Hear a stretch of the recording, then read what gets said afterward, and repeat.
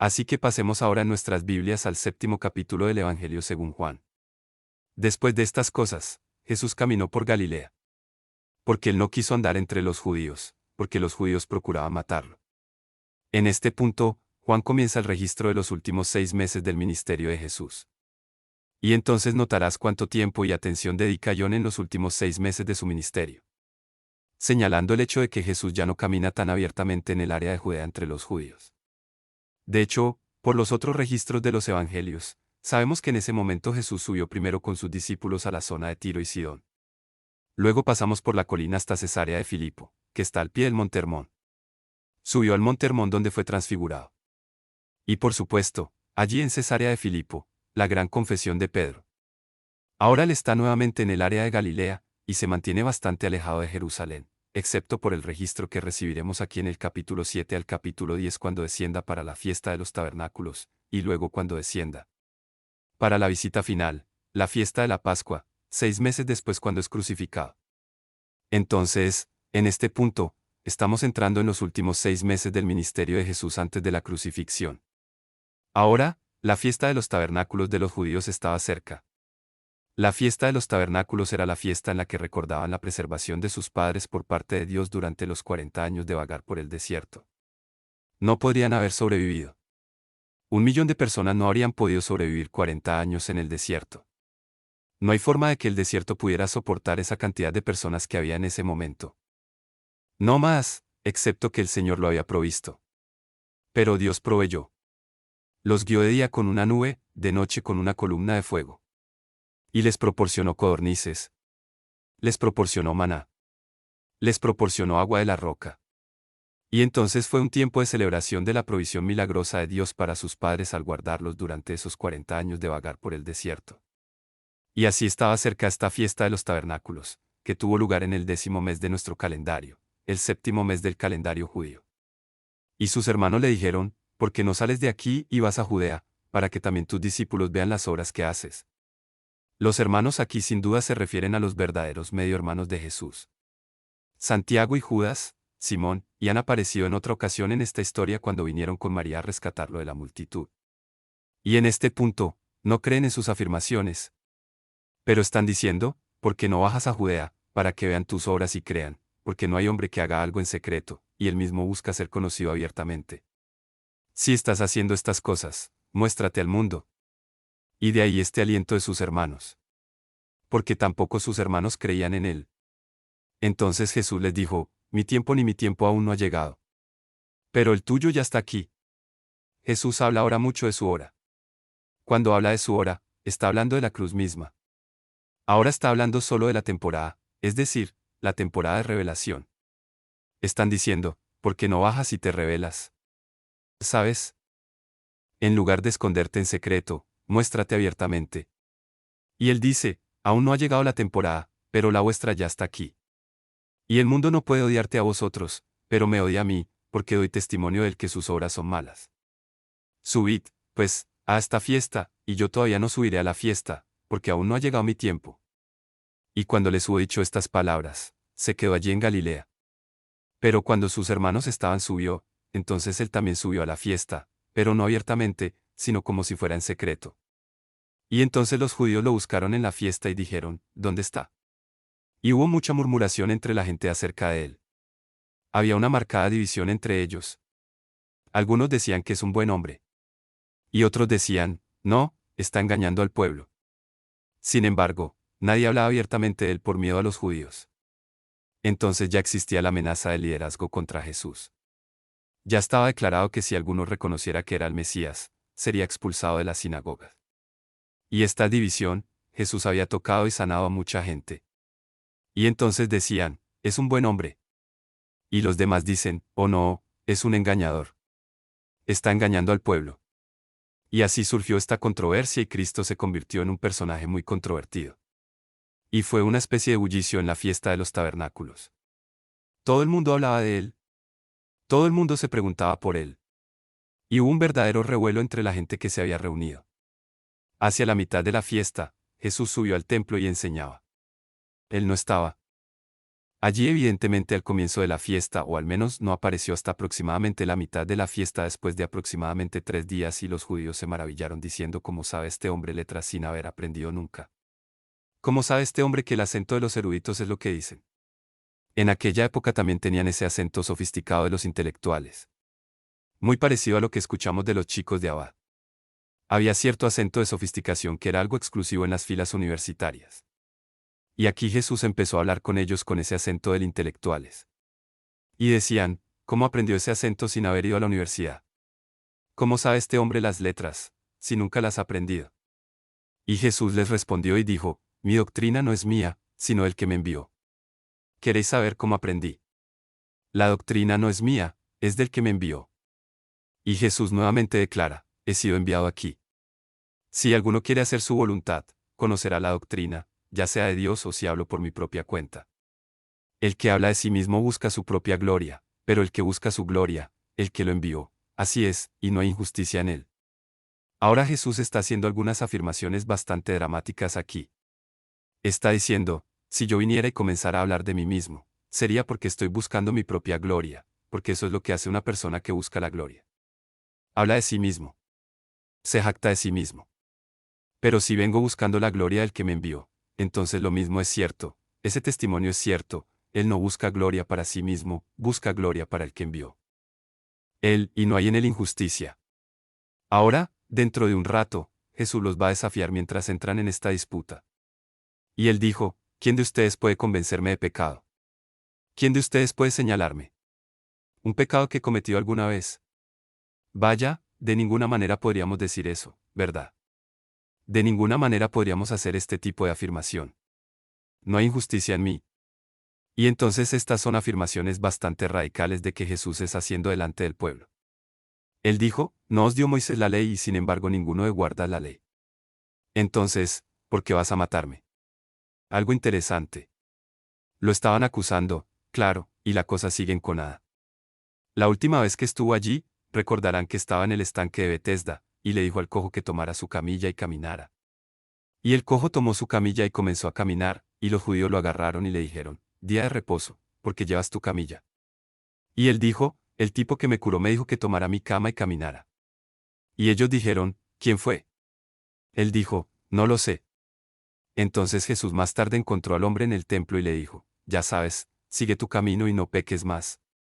Y corrió y dijo a los judíos que era Jesús. Y desde entonces procuraron matarlo, porque lo había hecho en día de sábado. Y eso todavía está pudriéndose en el liderazgo judío, este hecho de que él había violado su ley del sábado. Entonces él dijo: mirad, Moisés os dio la ley, y ninguno de vosotros la guarda. Entonces, ¿por qué vais a matarme?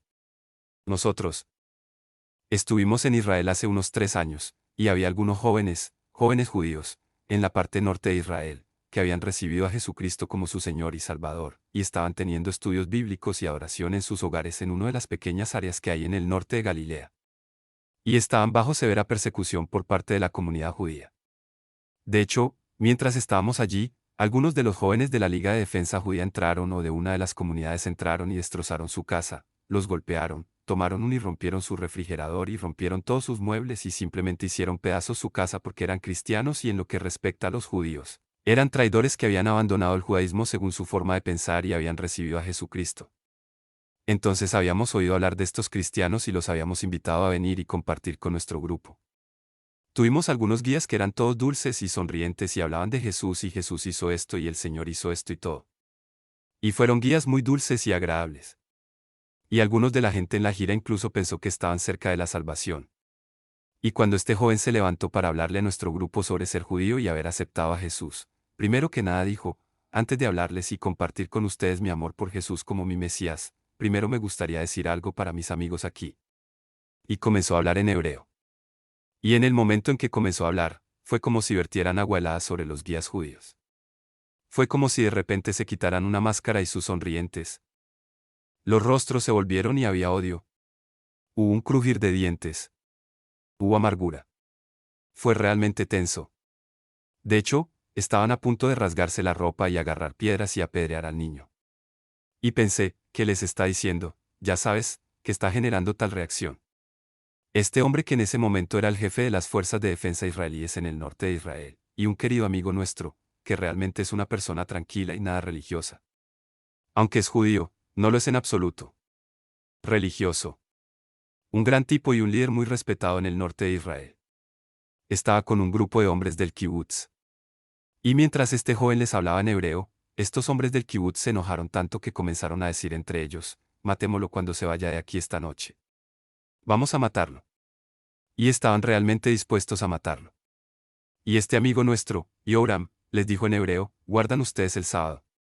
Y ellos dijeron: no. Él dijo: ¿son ustedes religiosos? No. Bueno, entonces, ¿por qué quieres matar a este tipo?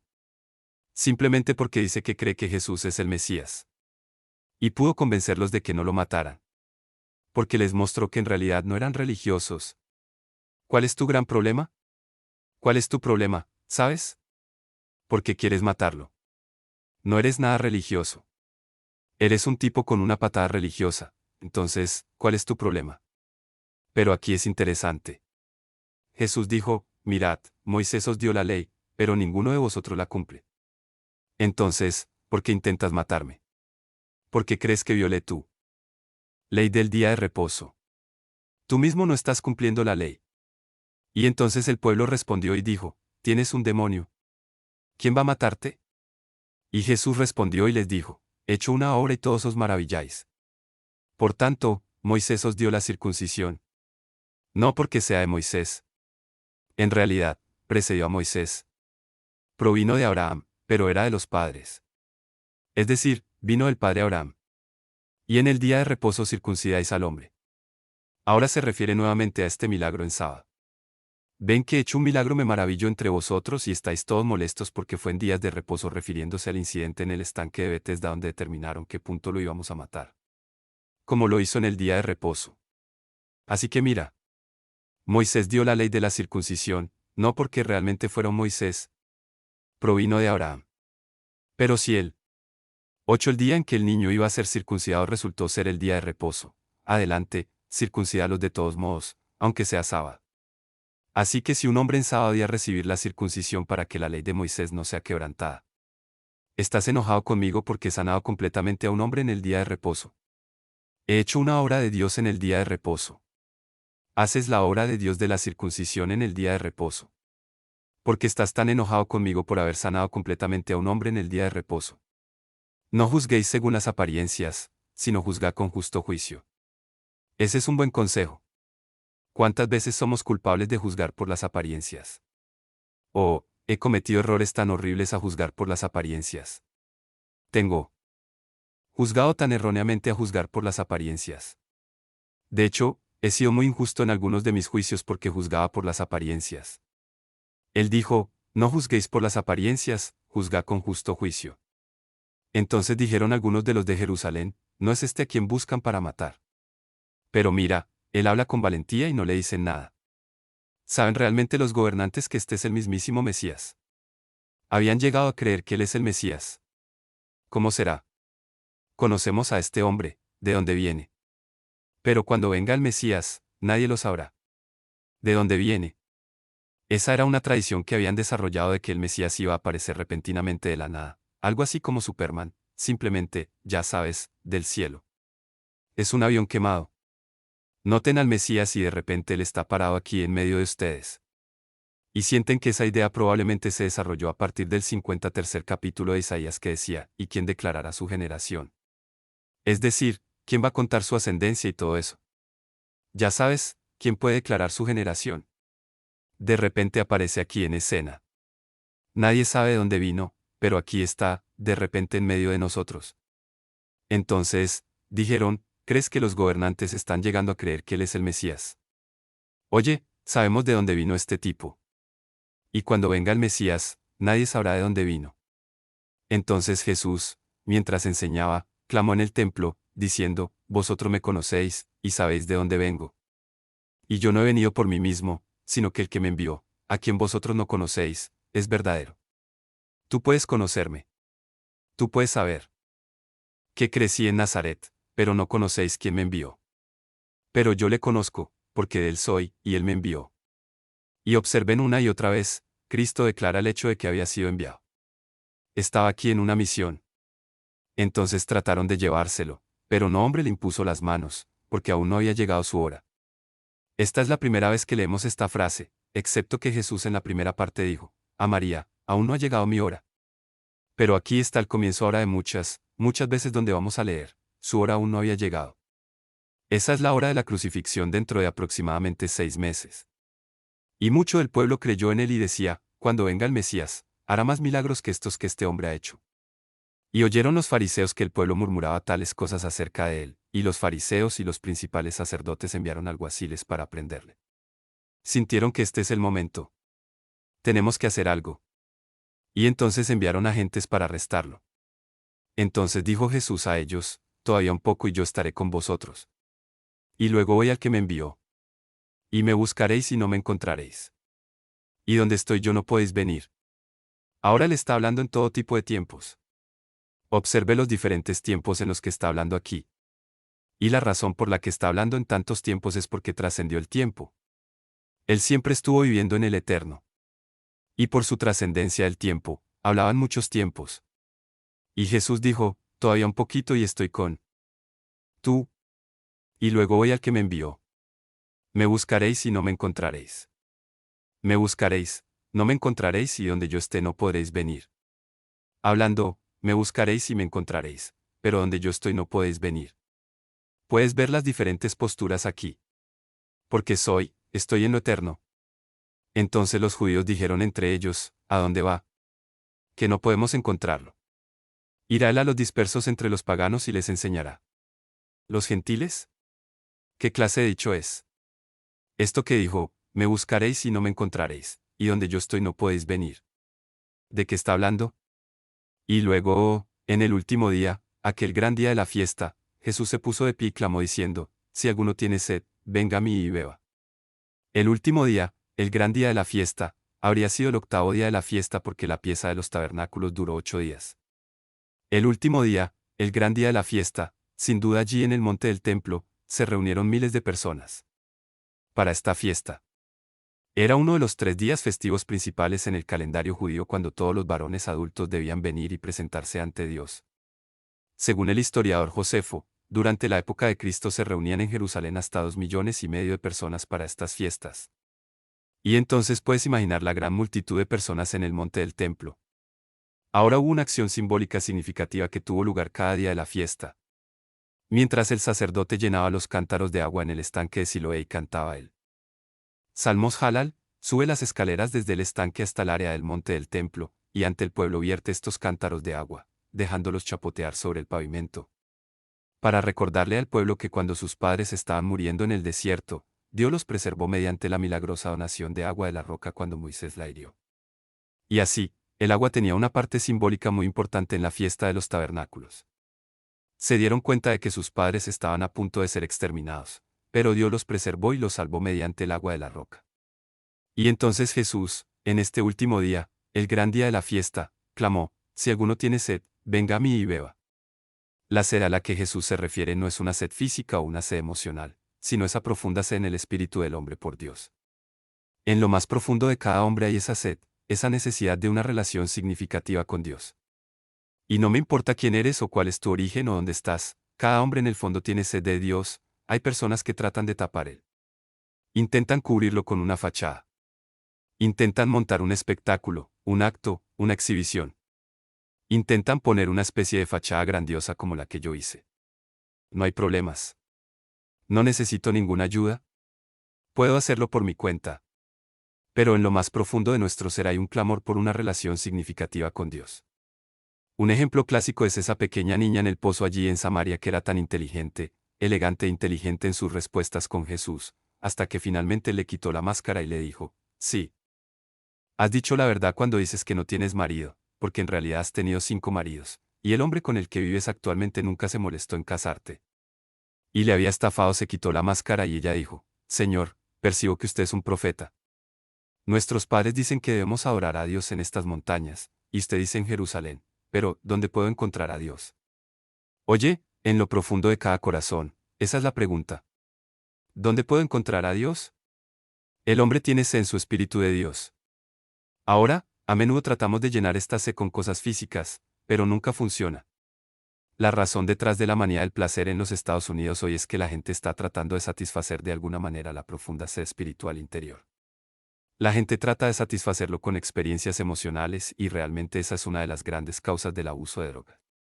Es una de las causas del alcoholismo. Es interesante que el apóstol Pablo asocie el alcoholismo con estar lleno del Espíritu. Él dijo, no os embriaguéis con vino en el que hay exceso, sino sed llenos del Espíritu. Y asocia los dos. ¿Por qué? Porque hay una relación definitiva. ¿Qué busca un hombre cuando recurre a la botella y se vuelve alcohólico? ¿Qué está buscando? Está buscando algún tipo de satisfacción interior, paz, tranquilidad de espíritu. Está buscando la capacidad de hacer frente. ¿Qué encuentra un hombre cuando está lleno del Espíritu? Encuentra tranquilidad. Encuentra la capacidad de hacer frente. Encuentra la plenitud y la satisfacción. Y entonces es apropiado, y muy apropiado, que Pablo relate esas dos cosas que en la superficie parecen tan diversas, pero cuando si te sumerges, estás lidiando con los mismos problemas. La sed del hombre. Un hombre, sin embargo, tiene un intento equivocado de saciar su sed. Entonces Jesús dijo, si alguno tiene sed, venga a mí y beba. Y ahí tienes el Evangelio en sus términos más simples. Eso es todo. De eso se trata el Evangelio. Para aquel hombre que busca en su espíritu una relación significativa con Dios, puede encontrarla cuando venga Jesucristo. Tienes sed en el fondo. Necesitas a Dios. Entiendo tu necesidad. Venid a mí y bebed. Y entonces Jesús luego explica, el que cree en mí, como dice la Escritura, de su vientre correrán ríos de agua viva. Ven a mí y bebe, porque yo satisfaceré esa necesidad en tu vida. Yo llenaré esa sed. No solo llenaré la sed, sino que haré que tu vida se convierta en una copa rebosante. Ya sabes, hay momentos, y ya sabes, se están volviendo más frecuentes. No me conozco. Viejo y senil, pero parece que cada vez son más frecuentes los momentos en que Dios comienza a impresionarme con su amor y con su bondad. Y Él comienza a derramar sobre mi corazón y sobre mi vida su espíritu y su amor hasta que digo, oh Dios, no puedo soportarlo. Es demasiado, Señor. Eres demasiado. Señor, será mejor que lo apagues. Dios, no puedo soportar más. Señor, estoy lleno, Señor, ya sabes, y Él sigue derramando, Señor. Estoy corriendo. No puedo soportarlo, Señor. Y sigue vertiendo. Oh hombre. Y quedo tan atrapado en la gloria de Dios y su bondad y su amor y el suyo. Difícilmente puedo manejarlo. Simplemente no puedo soportarlo. Solo, ya sabes, tienes que ser aniquilado. Qué cosa tan maravillosa ser aniquilado en el espíritu. Simplemente esa limpia y limpia eliminación espiritual. Oh hombre, es glorioso. Ya sabes, simplemente, bueno, ¿qué puedes decir? De lo más íntimo de su ser correrán ríos de agua viva. Ahora Juan añade su comentario. Así que aquí tenemos el comentario de Juan sobre el Evangelio de Juan. Mientras nos explica de qué está hablando Jesús. Y su explicación llega después de años de observación. No lo sabía en este momento. ¿A qué se refería Jesús? Pero más tarde, cuando el Espíritu Santo fue derramado sobre la iglesia, y Juan comenzó a tener esas experiencias desbordantes del poder y el amor de Dios, entonces entendió y supo a qué se refería Jesús. Y como escribió después de la experiencia del Espíritu Santo, después de Pentecostés, ahora puede dar la explicación de a qué se refería Jesús. Y él dijo, esto hablaba del Espíritu, que no era el que había de ser dado a los que creían en él. Porque el Espíritu aún no había sido dado. Entonces Jonás entonces hace referencia, o hace un comentario, de que Jesús en realidad se estaba refiriendo al Espíritu Santo. ¿Y qué declaraba al respecto? Que sería como un río o un torrente de agua viva que brota de la vida de una persona. Ahora, puedes decir que esa es tu relación con el Espíritu Santo. En las Escrituras veo una triple relación del creyente con el Espíritu Santo, y está designada por tres preposiciones griegas. Existe la primera preposición párafo. Porque Jesús dijo a sus discípulos, pero yo rogaré al Padre y Él os dará otro consolador, el Espíritu de verdad a quien el mundo no puede recibir porque no lo ve ni lo conoce, pero vosotros le conocéis porque mora con vosotros. Paraca. Y Él estará en ti. La preposición griega en. Entonces hay una relación doble allí. Él está contigo. Antes de nuestra conversión, el Espíritu Santo estaba con nosotros. Fue el Espíritu Santo el que nos convenció de pecado. Fue el Espíritu Santo quien señaló que Jesús era la respuesta. Y fue el Espíritu Santo el que nos convenció de pecado. Fue el Espíritu Santo quien señaló que Jesús era la respuesta. Y fue el Espíritu Santo el que nos atrajo a Jesús, porque ningún hombre puede venir si el Espíritu no lo atrae. Y cuando el Espíritu Santo me atrajo a Jesús y abrí mi corazón e invité a Jesús a entrar en mi vida, el Espíritu Santo entró y comenzó a residir en mí y el Espíritu Santo comenzó a morar en mí. Así que Él estuvo conmigo antes de la conversión, atrayéndome a Jesús. Y luego vino a mi corazón en el momento en que recibí a Jesús. Y comenzó su trabajo de enseñarme todo. Cosas. Él comenzó su obra de conformarme a la imagen de Cristo. Él comenzó esa obra gloriosa en mi vida. Pero aún así leo en las Escrituras sobre una relación adicional que el creyente puede tener con el Espíritu Santo. Y esto se encuentra en primer lugar en el mandamiento de Jesús a sus discípulos de quedarse en Jerusalén y esperar la promesa del Padre. Porque Jesús dijo, recibiréis poder cuando el Espíritu Santo haya venido sobre vosotros. Y aquí está la preposición griega, epi, que significa sobre, o me gusta, desborda. Cuando el Espíritu Santo comienza a desbordar tu vida, la dinámica del Espíritu fluye. Y a esto es a lo que Jesús se refiere aquí. Esa tercera relación. Cuando el Espíritu ha cumplido su obra dentro de mí, y ahora esa obra objetiva del Espíritu, como el Espíritu de Dios comienza a fluir de mi vida, y otros a mi alrededor comienzan a recibir el beneficio de esa obra que Dios ha hecho en mí. Dios tiene que obrar en mí primero. Eso es primario. Pero Dios nunca está satisfecho solo con el trabajo en mí. Dios desea que mi vida sea un instrumento a través del cual podría orar a través de mí, o un canal a través del cual podría fluir desde mí, su amor dinámico y su poder hacia un mundo necesitado. Entonces, Él estaba hablando del Espíritu Santo. ¿Qué? Él brotará de tu vida como un torrente de agua viva. Hace años estaba trabajando con un hombre que había estado en un retiro de fin de semana como consejero de un grupo de jóvenes. Y mientras trabajábamos el lunes, dijo, ya sabes, tuve algunos problemas este fin de semana en este campamento donde era consejero. Dije que fue el problema.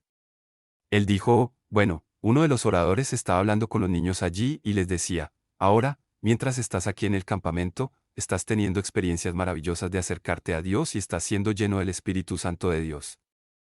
Él dijo, pero cuando regreses de este campamento, dijo que tu mamá te dirá que hagas algo y tú le dirás, no quiero hacerlo. Y él dijo tu actitud por esa actitud, un poco del Espíritu se va a filtrar y entonces tal vez digas una mentira. O algo un poco más del Espíritu se va a filtrar. Y después de un tiempo, todo este Espíritu se habrá filtrado y entonces tendrás que volver a llenarte con el Espíritu. Dijo que eso simplemente no me sonaba bien. Dijo, pero no pude identificar que estaba mal. Dije, bueno, no conozco ningún lugar en las Escrituras donde se refiera al Espíritu que se escapa de tu vida. Dije, pero conozco una escritura que declara que va a fluir o que va a brotar de tu vida como un torrente de agua viva. Esa es la relación que quiero. Quiero que mi vida esté simplemente desbordante. Quiero que el Espíritu de Dios fluya de mi vida como un torrente de agua viva. Ahora bien, muchos del pueblo, y el Espíritu aún no era dado porque Jesús aún no había sido glorificado. Jesús dijo que el Espíritu no puede venir hasta que yo me vaya. Ahora cuando vaya le voy a orar al Padre y Él les dará otro consolador y entonces el Espíritu vendría después de que Jesús fuera glorificado y ascendió al Padre y por supuesto cuando llegó plenamente el día de Pentecostés y Pedro estaba explicando al pueblo lo que había sucedido. Dijo que a este mismo Jesús Dios resucitó y ahora está allí en el cielo con Dios y ha enviado esto que veis. Entonces la prueba de que Jesús vino al Padre fue el derramamiento del Espíritu Santo sobre la iglesia. Entonces muchos del pueblo, al oír estas palabras, decían, en verdad, este es el profeta. Esa es una referencia a la profecía en Deuteronomio donde Moisés dijo, y otro profeta surgirá como yo y a él le daréis. Moisés promete que vendremos otro profeta. Ahora, lo interesante hoy es que hablas con muchos de los judíos, la mayoría de los ortodoxos, y te dirán que no creen que el Mesías será el Hijo de Dios, sino que el Mesías será un hombre justo. Como si Moisés fuera un hombre. Y dicen eso porque Moisés dijo, y se levantará otro como yo y a él prestaréis atención. Entonces él será como Moisés, os dirán, ¿quién fue el hombre que Dios ungió para sacarlos de su cautiverio? Entonces Dios va a ungir a otro hombre y estamos buscando un hombre. ¿Y cuál será su signo? Estamos buscando a un hombre que reconstruirá el templo. Creen que cuando venga el Mesías les va a ayudar a reconstruir el templo y así lo van a reconocer. Un hombre ayudándolos a reconstruir el templo. Este es el profeta, dijeron. Ese es el profeta al que se hace referencia en la profecía de Moisés. Y otros dijeron, esto es el Mesías. Pero algunos decían, saldrá el Mesías de Galilea. ¿No dice la escritura que el Mesías viene de la simiente de David y del pueblo de Belén donde estaba David? Evidentemente no sabían que Jesús venía de Belén. Que María y José habían viajado allí, por supuesto, para inscribirse porque él era de la casa y linaje de David. Y, por supuesto, cuando Lucas rastrea la genealogía de María, encontramos que ella también era de David. Entonces él era de David y nació en Belén. Pero había una división entre la gente gracias a él, y esto siempre es cierto. Jesús siempre está dividiendo a los hombres. Estaba dividiendo deliberadamente a los hombres. Diría cosas radicales que dividirían a los hombres. Le dijo a Marta, yo soy la resurrección y la vida. El que cree en mí, aunque esté muerto, vivirá. Y si vives y crees en mí, nunca morirás. ¿Crees esto? Verás, dijo algo radical y luego inmediatamente cuestionó, ¿crees esto? Ahora, al hacer la pregunta, ¿crees esto? Estaba creando deliberadamente una división. Y incluso esta noche la gente está dividida. Los que creen y los que no creen. Entonces, la división que él estaba creando entonces es la división que continúa hasta el día de hoy. Los que creen, los que no creen, los que tienen vida eterna, los que no tienen vida eterna, los que tienen esperanza, los que no tienen esperanza. Jesús siempre está haciendo división entre los hombres, y por eso fueron divididos por causa de él. Y algunos de ellos querían prenderle, es decir, prenderle y todo, pero nadie le echó mano. Y entonces los oficiales de los principales sacerdotes y los fariseos regresaron y les dijeron, ¿por qué no lo habéis traído? Y los oficiales respondieron, nunca nadie ha hablado como este hombre. Entonces respondieron a los fariseos. Entonces los fariseos les dijeron, también vosotros estáis engañados. Alguno de los gobernantes de los fariseos ha creído en él. Pero esta gente estúpida que no conoce la ley está maldita. Entonces Nicodemo, uno de los fariseos que vino a Jesús de noche, les dijo, juzga nuestra ley a alguien antes de oírle y saber. ¿Qué está haciendo él? Y ellos respondieron y le dijeron, tú también eres Galileo. En otras palabras, estás aliado con él. Buscad y mirad, porque de Galilea no surge ningún profeta. Y así cada uno se fue a su casa. Ahora Jesús fue al monte de los olivos y temprano en la mañana volvió al templo. Ahora la fiesta terminó, pero Jesús regresa al templo al día siguiente, y todo el pueblo vino a él, y él se sentó y les enseñó. Te dije esta mañana que él el rabino siempre se sentaba cuando enseñaba. Y los escribas y fariseos le trajeron una mujer sorprendida en adulterio. Y cuando la pusieron en medio, le dijeron, Maestro, esta mujer fue sorprendida en el acto de adulterio. La sorprendimos en el acto. Ahora bien, Moisés en la ley nos mandó que tales fueran apedreados. Pero, ¿qué dices? Y esto decían, tentándole para tener ocasión de acusarle. Pero Jesús, inclinándose, con el dedo escribía en tierra, como si ni siquiera oyera. A ellos. Entonces, como seguían preguntándole, se enderezó y les dijo, el que de vosotros esté sin pecado, que arroje la primera piedra contra ella. Y de nuevo se inclinó y escribió en el suelo. Y los que oyeron esto, convencidos por su propia conciencia, salieron uno por uno, comenzando desde los mayores hasta los últimos. Y quedó Jesús solo y la mujer que estaba allí en medio. Ahora tengo tengo un problema con esto y luego un comentario. El problema, ¿dónde estaba el hombre? Porque los pillaron en el acto. Y según la ley de Moisés, ambos debían ser apedreados. Porque solo trajeron a la mujer si fueron sorprendidos en el acto. Así que desde el principio hubo una injusticia en sus propios juicios. Deberían haber traído al hombre también. La pregunta, que estaba escribiendo Jesús allí en la arena. Ahora bien, por supuesto las escrituras no nos lo dicen, así que podemos adivinar. Mi suposición es que comenzando con el mayor de los fariseos entre la multitud que realmente lo presionaban y desafiaban nuestra ley, dices Tounar, ¿qué dices? Ya sabes, y aquí estaba el viejo Leví, el anciano, presionando el punto. Y entonces Jesús probablemente escribió en la arena el nombre Leví. Y luego el martes pasado a las 2 de la tarde, porque estabas. Y empezaste, ya sabes, a escribir lo que Leví estaba haciendo el otro día a las 2 de la tarde y Leví dijo, creo que mi esposa quería que comprara una barra de pan. Pan. Será mejor que llegue a casa, ya sabes, y él se fue.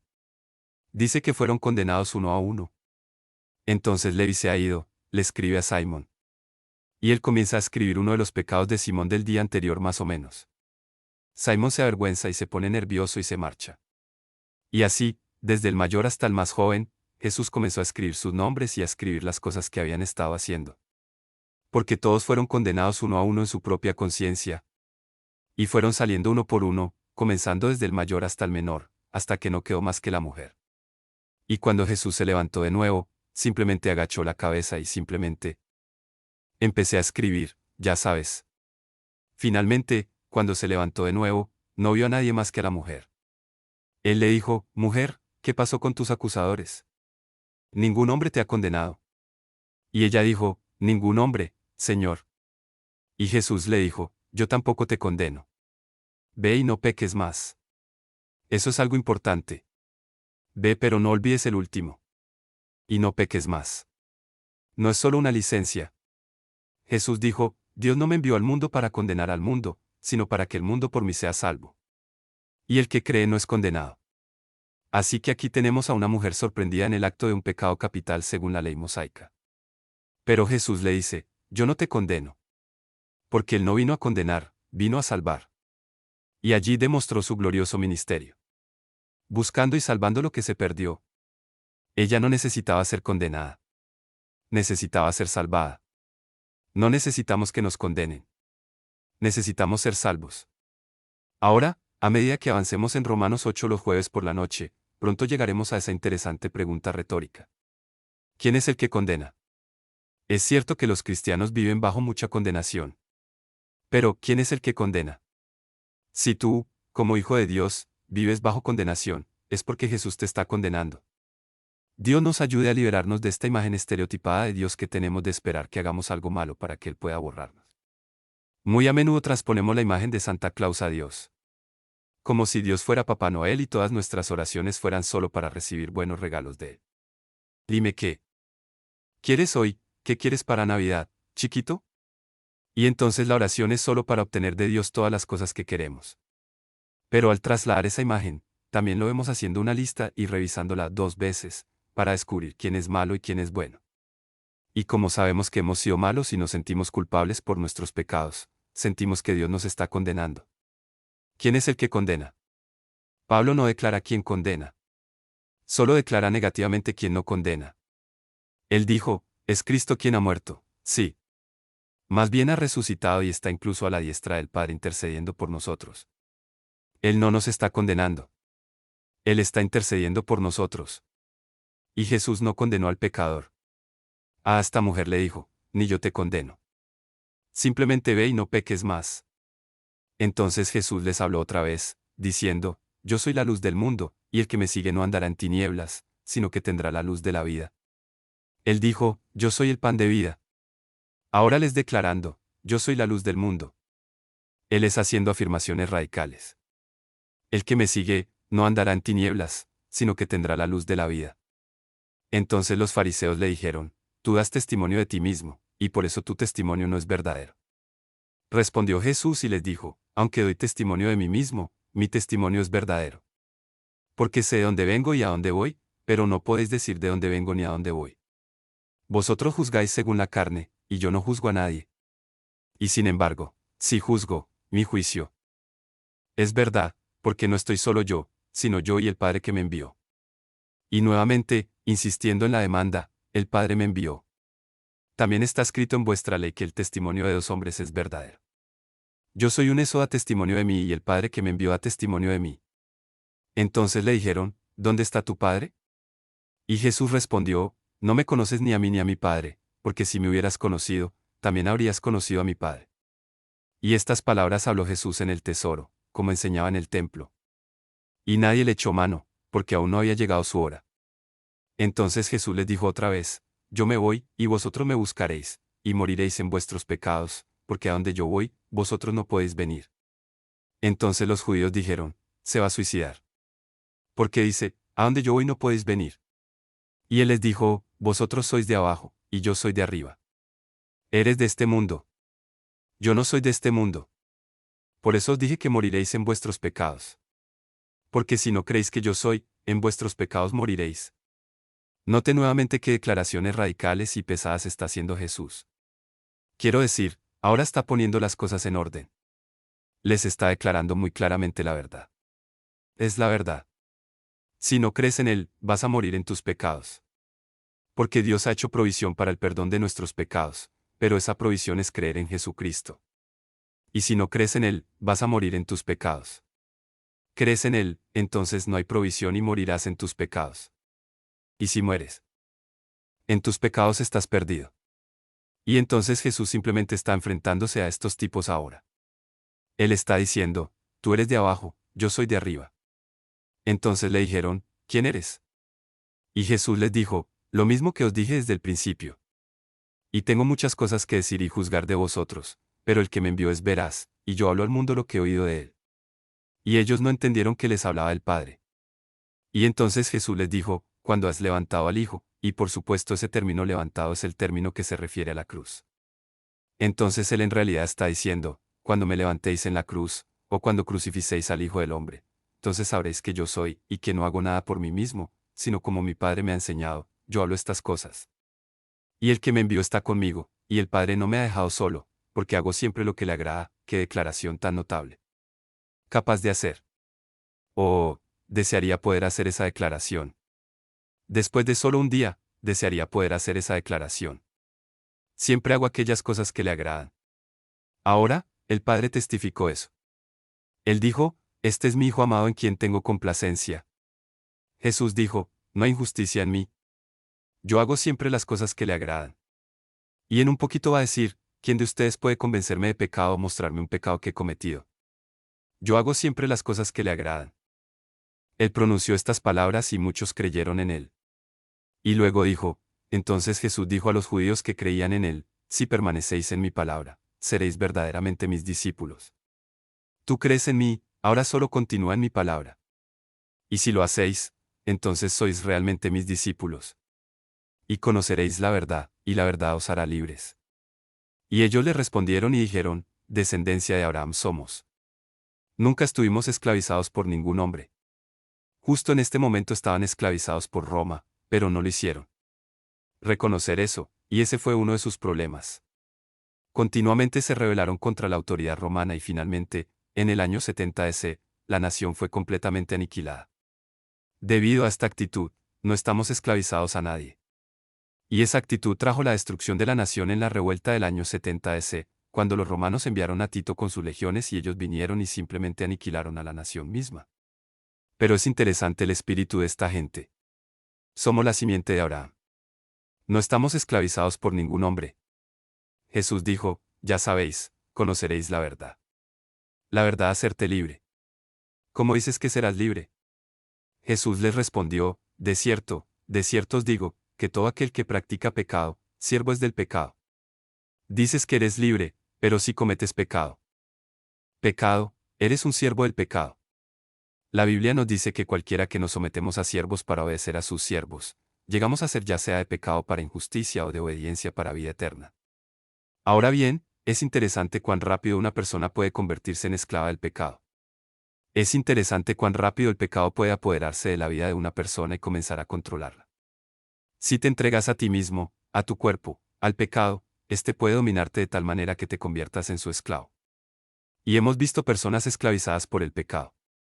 Y Jesús está aquí declarando que si cometes pecado, te conviertes en siervo del pecado. Dices que eres libre. Oh, no, no lo eres. Sois los siervos del pecado. Y el siervo no permanece en la casa para siempre, sino que el Hijo permanece para siempre. Y sí, pues, el Hijo os libertare, seréis verdaderamente libres. Como amo mi libertad en Jesucristo. Como amo mi libertad que tengo en Él. De hecho, la amo tanto que la guardo cuidadosamente. Ahora bien, un problema que tiene mucha gente es que no aprecian su libertad y no protegen Él. La libertad que disfruto es la libertad de no hacerlo. No necesariamente la libertad de hacerlo. Tengo la libertad de, pero disfruto de la libertad de no hacerlo, porque muchas veces si ejerzo la libertad de, entonces ya no tengo la libertad de no hacerlo. Por eso es importante cómo ejerces tu libertad. Gracias a Dios no tengo que beber. Gracias a Dios no tengo que hacer estas cosas. Algunas personas se sienten obligadas. Algunas personas no tienen control. Algunas personas son esclavas. Soy libre. No tengo que hacerlo. Tengo la libertad de no hacerlo. porque he sido liberado por el Hijo. Y les diré, el apóstol Pablo habló acerca de proteger esa libertad. Dijo que todo me es lícito. Hombre, soy libre. Pero él dijo, no me dejaré dominar por nadie. Si ejerzo mi libertad en una actividad que en sí misma puede ponerme bajo su influencia o poder, estoy sacrificando mi libertad y ya no soy libre. Ahora estoy bajo la influencia o el poder de este hábito o cualquier cosa que haya hecho. Me controlo. Ahora soy el siervo o el esclavo del pecado. Pero cuando el Hijo os libera, sois verdaderamente libres. Y gracias a Dios, Él puede liberarte de cualquier poder vinculante del pecado que puedas tener en tu vida. Él puede liberarte de la adicción a las drogas. Él puede liberarte del alcoholismo. Él puede liberarte de cualquier poder del pecado que pueda estar reteniéndote esta noche. No necesitas ser un siervo del pecado, porque Jesucristo puede liberarte esta noche de cualquier cosa que ate tu vida y te mantenga bajo su influencia y poder. A quien el Hijo libera es libre en efecto. Oh, cómo me deleito y disfruto de mi libertad. Sé que sois descendencia de Abraham. Ahora dijeron aquí antes, somos la simiente de Abraham. No estamos esclavizados por nadie. Jesús dijo, sé que sois linaje de Abraham, pero buscáis matarme porque mi palabra no tiene lugar en vosotros. Y yo hablo lo que he visto con mi padre, y tú haces lo que has visto con tu padre. Y ellos respondieron y le dijeron, Abraham es nuestro padre. Y Jesús dijo, oh no. ¿Cómo es que ellos son simiente de Abraham y Abraham es no su padre? Porque Jesús está hablando tanto de lo físico como de lo espiritual. Ser de la simiente de Abraham no te hace hijo de Abraham. Porque Abraham fue el padre de los que creyeron. En realidad, fue el progenitor de muchas naciones. De Abraham surgieron los ismaelitas. Eran la simiente de Abraham, pero no eran hijos de Abraham por promesa. Entonces él está hablando de los hijos espirituales y de la simiente física de Abraham. Y hay una gran diferencia. E incluso para estos judíos es reconocerlo. Sí, eres de la simiente de Abraham, pero él no es realmente tu padre. Verás, espiritualmente, no eres hijo de Abraham porque no crees. Y él estaba haciendo esa distinción. Por eso sé que sois descendencia de Abraham. Has descendido de él. Pero buscáis matarme porque mi palabra no tiene cabida en vosotros. Y hablo lo que he visto y todo. Ellos respondieron y le dijeron, Abraham es nuestro padre. Y Jesús les dijo, si fuerais hijos de Abraham, las obras de Abraham haríais. Pero ahora queréis matarme a mí, hombre que os ha dicho la verdad, que he oído de Dios, y esto no lo hizo Abraham. Abraham no intentó matarme. Él creyó en las obras de Dios y eso es lo que Dios le contó por justicia. Te estoy diciendo la palabra de Dios y estás tratando de matarme. Eso no significa que no estés haciendo el trabajo de Abraham cuando intentas matarme. Haces las obras de tu padre. Y entonces le dijeron, no nacimos de fornicación. Esto podría ser una referencia al nacimiento virginal. Podrían estar aquí declarando que tu madre te dio a luz fuera del matrimonio. No nacimos de la fornicación. Y eso podría ser que la historia de María se hubiera difundido. Que José realmente no era el padre de Jesús. Y no creían que fuera concebido por obra del Espíritu Santo, y por eso le acusan de haber nacido fuera del matrimonio. Ahora, la Biblia afirma que María era virgen y que el nacimiento de Cristo fue un milagro divino, porque el poder del Altísimo vino sobre ella, y Jesús era el Hijo de Dios, nacido por obra y agencia del Espíritu Santo. Impregnando a María. Aquí parece ser un golpe bajo a Jesús, desafiando el nacimiento virginal. De esto se puede extraer una conclusión interesante. En los relatos de las Escrituras, los relatos de María, la madre de Jesús, encontramos que ella es una de las mujeres más notables que jamás haya existido. Seguramente la mujer más bendecida que jamás haya existido. Cuando visitó a su prima Isabel allí en la región montañosa de Judea, le dijo, bendita tú entre las mujeres y bendito el fruto de tu vientre. Y desde ahora os llamarán bienaventuradas todas las generaciones. ¿Por qué? Porque Dios le dio a ella el mayor honor y privilegio que cualquier mujer podría tenerlo. Dios la eligió como instrumento para traer a su hijo al mundo. ¡Qué honor! Pero Dios, al tomar esa decisión, lo hizo sabiamente y sin duda eligió a una joven de gran carácter y virtud. Y esto se demuestra en lo que se llama el Magnificat de María en el capítulo 2 del Evangelio de Lucas, o en el capítulo 1 de allí, donde la escuchamos declarar, engrandece mi alma al Señor y mi espíritu se alegra, porque ha mirado el más bajo estado de su sirvienta. Y continúa en gloriosas y entusiastas alabanzas a Dios, expresando una profundidad de carácter y alma que es absolutamente maravillosa. Y a lo largo de los relatos en los que María entra en escena, siempre es de una manera muy admirable, excepto aquí. No nacimos de la fornicación. Tu madre te dio a luz fuera del matrimonio. Ahora bien, siendo ese personaje admirable que fue María, y conociendo la psicología del amor de una madre por su hijo. Parece que no hay nada en el mundo que supere el amor de una madre por un hijo. Ese amor natural dado por Dios. Cuando intentaban crucificar a Jesús, María pudo haber puesto fin todo el procedimiento de forma muy rápida y sencilla. Cuando ella vio que las cosas iban en contra de su hijo, que lo estaban condenando a ser crucificado, pudo haberse presentado ante Pilato y decirle, espera un momento, te nombraré al hombre que lo hizo. Y ella podría haber nombrado al padre de Jesús si hubiera habido un padre terrenal, y estoy seguro de que si lo hubiera habido, lo habría hecho. Conociendo el amor de una madre. Pero ella no pudo. Estaba indefensa. Y ella tenía que verlo morir, porque no había manera de que pudiera liberarlo nombrando a un terrenal padre, porque nació de Dios. Y ese es uno de los argumentos poderosos a favor del nacimiento virginal de Jesús, es uno de los argumentos psicológicos del nacimiento virginal. El hecho de que María no pudo liberarlo de la condenación nombrándolo padre terrenal. Como no tuvo un padre terrenal, nació de Dios. Pero aquí parece que le están lanzando esta calumnia. No nacimos de la fornicación. Tenemos un padre, incluso Dios. Y Jesús les dijo, si Dios fuera vuestro padre, me amaría. Porque seguía adelante y vino de Dios. Ni yo he venido por mí mismo, sino que Él me ha enviado. Ahora, Él ha estado diciendo, Iu-10, ¿saben? El que me envió, el que me ha enviado, y ahora les está diciendo claramente quién fue el que lo envió. Si Dios fuera su Padre, tú me amarías, porque yo procedí y vengo de Dios. Una clara declaración de Jesús de que Él procedió y vino de Dios. Hay quienes dicen, bueno, Jesús nunca afirmó ser el Hijo de Dios. Espera un minuto. Aquí mismo le está proclamando y declarándoles claramente, procedí y vino de Dios. Ni yo vine por mí mismo. No vine solo. Él me envió. ¿Y por qué no entiendes mi discurso?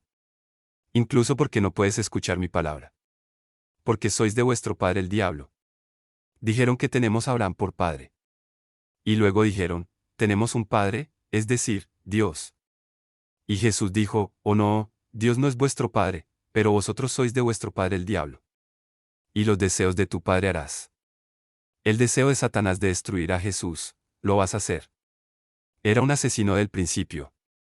Vas a asesinarme. No permaneció en la verdad, porque no hay verdad en él. Y cuando dice mentira, solo habla de su propia naturaleza, porque es mentiroso y padre de mentira.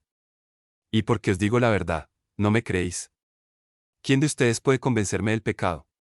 Y si digo la verdad, ¿por qué no me creéis? El que es de Dios oye las palabras de Dios. Por tanto, no lo sois, porque no sois de Dios. Ahora bien, esto es muy pesado. Cosa. Porque mientras estás aquí esta noche, estás escuchando la palabra de Dios o es todo esto, ya sabes, palabrería. Ya sabes, estás diciendo, bueno, ya sabes, termina con esto, ¿verdad, hombre? Quiero ir a casa, ya sabes, y sabes, realmente la palabra de Dios habla a tu corazón. ¿Lo recibes? Te llega al corazón. Está calentando tu corazón. Te está ministrando y alimentando. O es simplemente algo que estás, ya sabes, dejando de lado. Puedes saber muy rápidamente quién es tu Padre es. El que es de Dios oye las palabras de Dios. Por tanto, no las oís, porque no sois de Dios. Entonces respondieron los judíos y le dijeron, no hemos dicho bien que eres samaritano y que tienes demonio. Y Jesús respondió, yo no tengo demonio, pero yo honro a mi Padre y tú me deshonras. Y yo no busquéis mi propia gloria. Hay uno que busca y juzga. De cierto os digo, que el que guarda mis palabras, no verá muerte jamás. Oh, Jesús no los va a dejar pasar. El gancho. Simplemente va a clavar el cuchillo más profundamente. Quiero decir, está listo, ya sabes, está listo para la controversia. Ustedes quieren escucharlo. Muy bien, vete.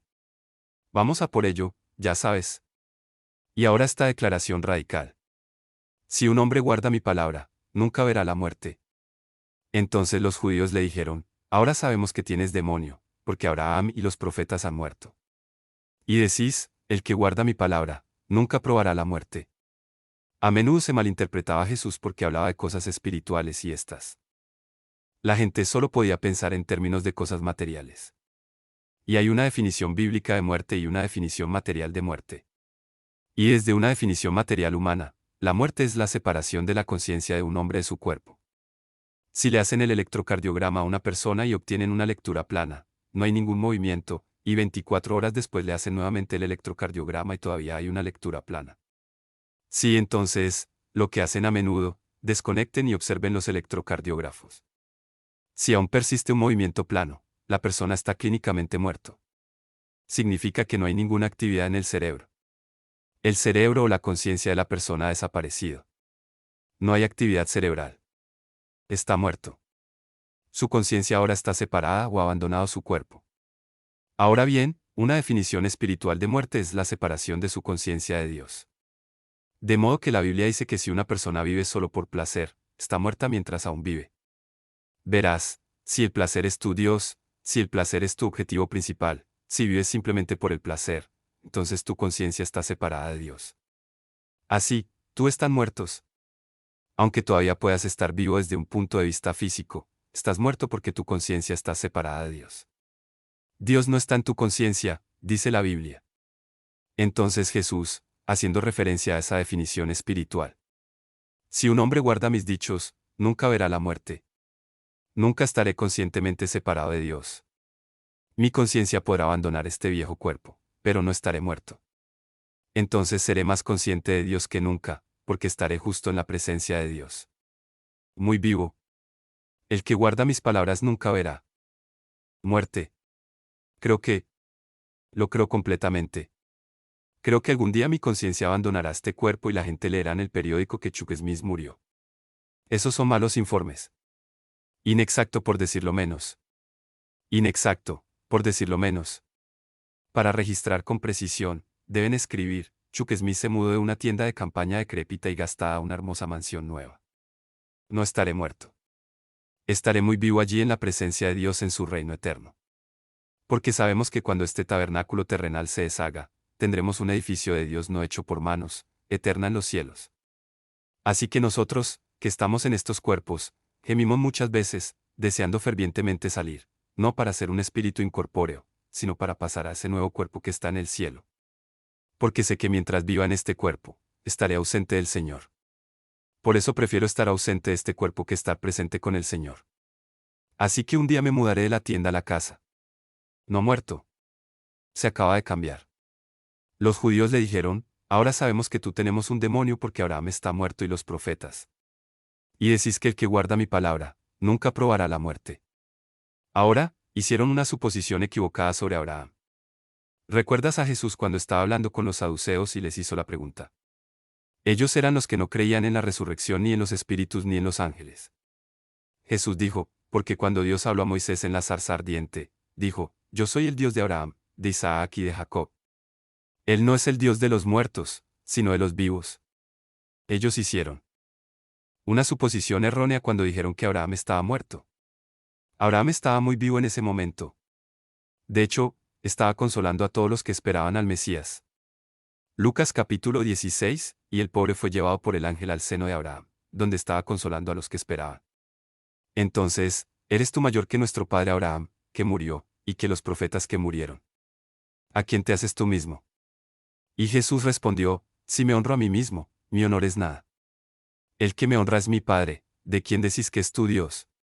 Sin embargo, vosotros no le habéis conocido, pero yo le conozco. Y si dijera que no lo conozco, sería un mentiroso como tú. Pero lo conozco y guardo sus dichos. Verá, Jesús realmente no se anda con rodeos con estos tipos ahora. Quiero decir, les está echando la culpa. Y luego dijo, Abraham vuestro padre se alegró de ver mi día, y lo vio y se alegró. Y los judíos le dijeron, aún no tienes 50 años, y has visto a Abraham. Y Jesús les dijo, de cierto, yo os digo. Antes que Abraham existiera, yo soy. Eso es todo. Esta es su declaración abierta y clara de su divinidad. Usando ahora que el nombre del Dios eterno, cuando Moisés dijo, ¿quién diré que me envió? Di, yo soy, que yo soy te ha enviado. El nombre que expresa la naturaleza eterna de Dios. No tienes 50 años. Quieres decir que Abraham te vio y Jesús dijo antes de que Abraham fuera, yo soy. Ahora, ¿entendieron lo que era? Dijo porque tomaron piedras para tirárselas, Pero Jesús se escondió y salió del templo, yendo por en medio de ellos, y así pasó. Ahora bien, cuando lo vio Abraham, Abraham vuestro padre se alegró de ver mi día, y lo vio y se alegró cuando lo vio Abraham. Es muy posible que esto sea una referencia a Melquisedec en el Antiguo Testamento. Porque cuando Abraham regresó de la victoria sobre el 5 reyes, salió el rey de Salem, el rey de paz, y le salió al encuentro, y le dio pan y vino, o comunión. Y Abraham le dio el diezmo de todo lo que tenía, o le dio el décimo de todo el botín. Ahora bien, este sacerdote del Antiguo Testamento, Melquisedec, era llamado sacerdote del Dios Altísimo, honrado por Abraham, por darle a Abraham de sus bienes, Atai, el Baldenet. Y es muy posible que Melquisedec fuera lo que se conoce como teofanía, la aparición de Dios en el Antiguo Testamento en la forma de Jesucristo. Antes que Abraham existiera, yo soy. Y que Abraham se alegró de ver mi día, y lo vio. Hay otra evidencia que muestra que Melquisedec bien podría haber sido nada menos que Jesucristo. Dijo que no había registro de sus genealogías. Él no vino del sacerdocio levítico porque Leví ni siquiera había nacido. Leví era descendiente de Abraham, de donde procedía la familia del sacerdote. Así que es muy posible que Melquisedec fuera en realidad una aparición de Jesús a Abraham en el Antiguo Testamento. Hay otra posibilidad, y es que cuando el ángel del Señor iba en camino a destruir la ciudad de Sodoma. Al leer el texto con atención, Abraham estaba hablando con Jehová o Jesucristo mientras intercedía por las ciudades de Sodoma y Gomorra. ¿Qué pasa si hay 50 personas justas? Destruirás al justo con el impío. ¿No debería el Señor ser justo? Y al leer eso, encontrará que Abraham se dirige a Jehová y Jehová le responde a Abraham. Entonces es posible que allí fuera donde Abraham vio a Jesús y se regocijó al ver su día. Pero Jesús existió desde el principio y se manifestó durante el periodo del Antiguo Testamento. Entonces, solo una luz lateral interesante. La próxima semana, capítulos 9 y 10. Que seas bendito del Señor a medida que avanzas en tu camino, fortalecido por el poder del Santo Espíritu orando en tu vida, lleno hasta rebosar del amor de Dios mientras sales como una luz que brilla en la oscuridad para llevar esa luz a aquellos que están sentados en tinieblas para que puedan tener esperanza en un día de gran oscuridad. En el nombre de Jesús.